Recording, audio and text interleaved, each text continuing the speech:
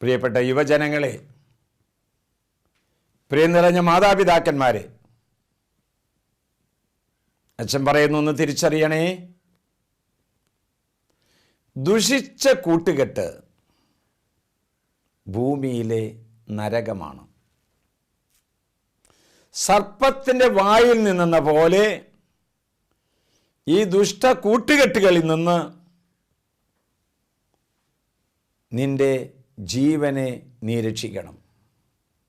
ചില കൂട്ടുകാരല്ലേ തിന്മയിലേക്ക് കൂട്ടിക്കൊണ്ടുപോയത്? ചില സൗഹൃദങ്ങളല്ലേ നിന്റെ ജീവന്റെ നാശത്തിന് കാരണമായി തീർന്നത്? ദുഷ്ട കൂട്ടുകെട്ടുകളെ നീ നശിപ്പിക്കുന്നില്ലെങ്കിൽ ദുഷ്ട കൂട്ടുകെട്ട് നിന്നെ നശിപ്പിക്കും. സോളമൻ അഭിലാഷങ്ങൾക്ക് കീഴ്പ്പെട്ട് സ്ത്രീകൾക്ക് അധീനനായി മിശ്ര വിവാഹം കഴിച്ചു എന്ന് പ്രഭാഷകന്റെ പുസ്തകം 47-ാം അധ്യായം 19-ാം വാക്യത്തിൽ നാം വായിക്കുന്നു. അതുമൂലമായി എന്ത് ആ രാജാവിന് സംഭവിച്ചു? അവൻ്റെ സത്കീർത്തിക്ക് കളങ്കം വന്നു. അവൻ്റെ സന്തതി പരമ്പരയിൽ വേലികെട്ടി. മക്കൾ ക്രോധത്തിന് ഇരയായി. മക്കൾക്ക് വലിയ വലിയ ദുഃഖ കാരണങ്ങളുണ്ടായി.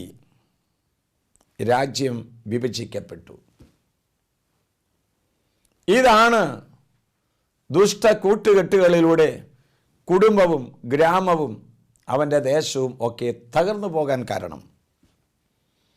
നിന്റെ ജീവിതത്തിൽ നിനക്ക് ജന്മം തരുന്ന ദൈവവചനത്തെ അനുസരിക്കാനും വിശ്വസിക്കാനും നീ പഠിക്കണം. ദൈവവചനം അറിയാത്ത ലോകത്തെ വിശ്വസിക്കാനാകുമോ? അനുസരിക്കാനാകുമോ? അതുകൊണ്ട് ഓരോ ദിവസവും ഓരോ തിരുവചനം പഠിച്ച് ആത്മാവിൽ ശക്തി പ്രാപിക്കാൻ ഞാൻ ആഹ്വാനം ചെയ്യുകയാണ്. നമ്മുടെ കർത്താവ് യേശു മിശിഹായുടെ കൃപയും പിതാവായ ദൈവത്തിൻ്റെ സ്നേഹവും പരിശുദ്ധാത്മൻ്റെ സഹവാസവും നാം എല്ലാവരോടും കൂടി ഉണ്ടായിരിക്കട്ടെ, ഇപ്പോഴും എപ്പോഴും എന്നേക്കും. ആമേൻ.